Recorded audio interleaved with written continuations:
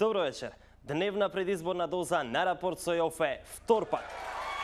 Почитувани гледачи, некаде на почетокот на минатиот месец во Битола се одржа конгрес на владеачката ВМРО-ДПМН.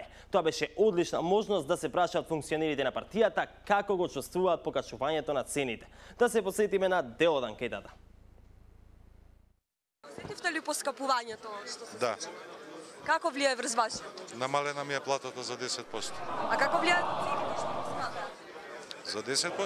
Како го чувствуваме поскапање на цените? Благодарам за прашањето. Јас немам време за ништо. Јас од работа не гледам ништо. Немам ни време да уживам во живот. Добро, но вашето семејство веројатно, вашата сопруга некој купува, некој пазари.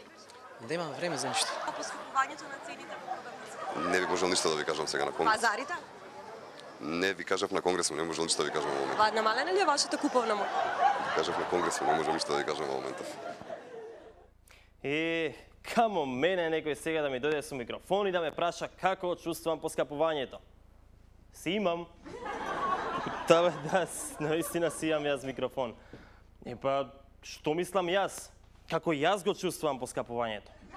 Да, си благодарам на прашањето.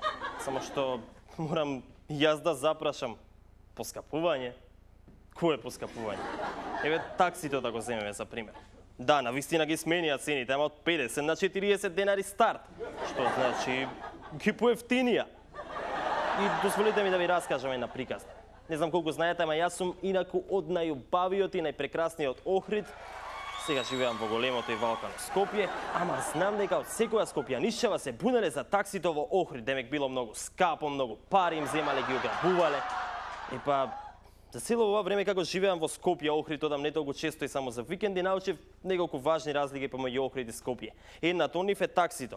И не знам зошто, ама мојот впечаток не е воопшто таков како на скопјанишчета кои се бунат.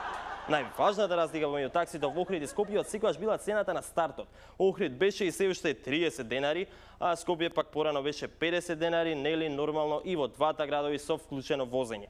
И според тоа, доста често возејќи се со такси низ Охрид на помали релации, ми се случуваше да платам и помалку од 50 денари, што во Скопје немаше шанси да ми се случи, бидејќи нели 50 денари беше старт.